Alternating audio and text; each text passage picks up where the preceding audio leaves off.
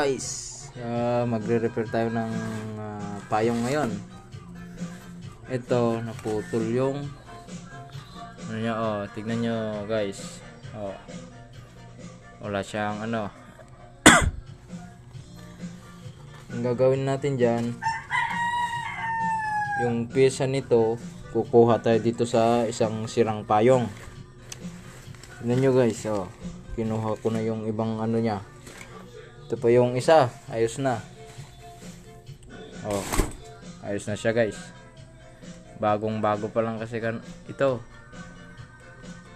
Bagong bago, ngim. Napirdi nga dagos. Daduma, dayti aggamit mit lang. Rugyan tayo garutin.